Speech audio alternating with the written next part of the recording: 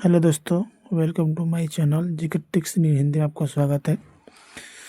ज़िंदगी की गाड़ी ज़्यादा धक्का मुक्की से मत चलाओ, जो मज़ा सुकून भरी चाल में है और रफ्तार में कहाँ।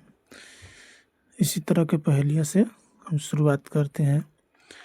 चलिए तो हमको लोग क्वेश्चन को आज देखते हैं और आपको लोग क्वेश्चन का जवाब कमेंट बॉक्स में देते रहिएगा। तो पहला क्वेश्चन है, कौन प्रधानमंत्री एक भी दिन संसद नहीं गए थे? तो इसका सही आंसर होगा चौधरी चरण सिंह। चौधरी चरण सिंह। तो चलिए अगला प्रश्न है, लोकसभा में बहुमत दल का नेता कौन होता है? तो प्रधानमंत्री होते हैं। चलिए अगला क्वेश्चन को देखते हैं। अगला क्वेश्चन है, सबसे कम आयु में प्रधानमंत्री कौन बने थे? सबसे कम उम्र में आयु में कौन प्रधानमंत्री बने थे? तो इसका सही आंसर होगा राजीव गांधी। राजीव गांधी बने थे। चलिए अगला प्रश्न है, कार्यपालिका की सहमत सत्ता किसमें निहित होती है? तो इसका सही आंसर होगा मंत्री परिषद में। मंत्री परिषद में। अगला प्रश्न है, संघीय मंत्री परिषद के मंत्री किसके प्रति उत्तरदायी होते हैं? तो इसका सही आंसर होगा लोकसभा। चलिए अगला प्रश्न को देखते हैं, स्वतंत्र भारत के प्रथम रक्षा मंत्री कौन थे? तो इसका सही आंसर होगा सरदार पटेल। सरदार पटेल।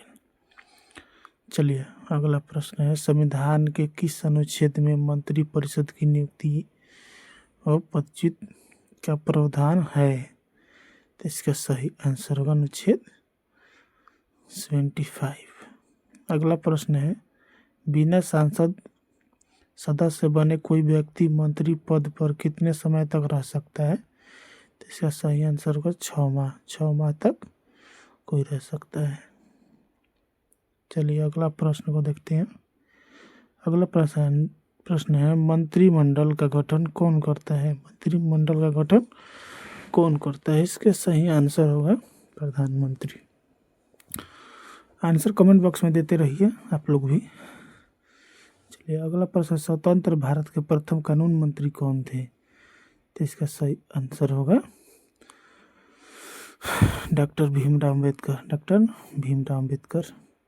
चलिए अगला प्रश्न को देखते हैं, मंत्रिपरिषद के अधिकतर सदस्य कहाँ से लिए जाते हैं? मंत्रिपरिषद के अधिकतर सदस्य कहाँ से लिए जाते हैं? इसका सही आंसर होगा लोकसभा। लोकसभा से लिए जाते हैं। अगला प्रश्न, संसदीय शासन प्रणाली में वास्तविक कार्यपालिका शक्ति प्रधानमंत्री देती। अगला प्रश्न है, संसद में मंत्रिपरिषद कौन सा प्रस्ताव रखती है? तो इसका सही आंसर होगा विश्वास प्रस्ताव।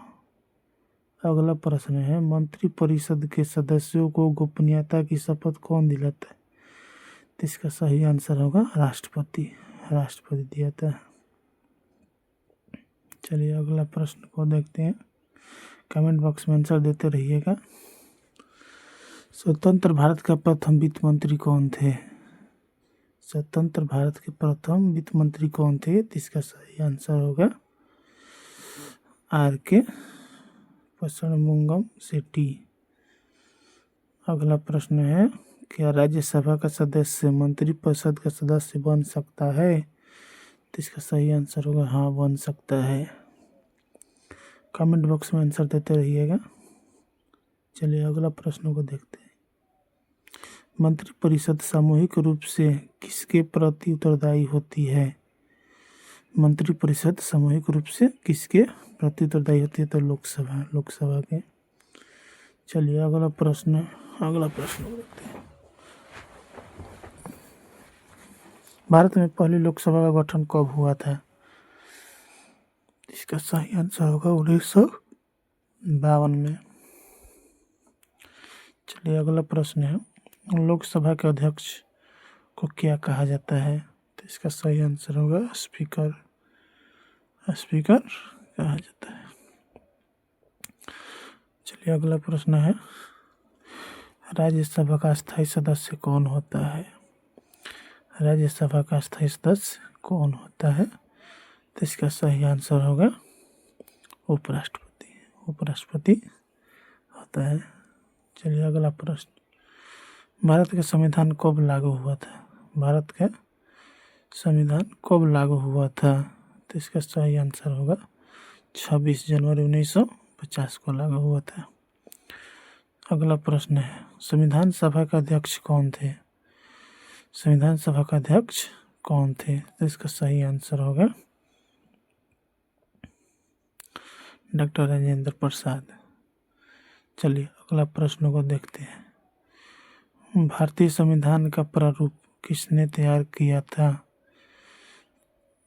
भारतीय संविधान का प्रारूप किसने तैयार किया था? तो डॉक्टर भीमराव अम्बेडकर ने तैयार किया था। चलिए अगला प्रश्न को देखते हैं, भारत में मंत्रिपरिषद का प्रमुख कौन होता है? तो इसका सही आंसर होगा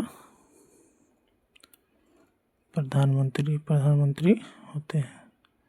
चलिए अगला प्रश्न को देखते हैं, लोकसभा का कार्यकाल कितने वर्ष होता है? तो इसका सही आंसर होगा 5 वर्ष। 5 वर्ष होता है। चलिए अगला प्रश्न है, राज्यसभा एक सदन है, तो अस्थाई सदन है। क्या है? अस्थाई सदन।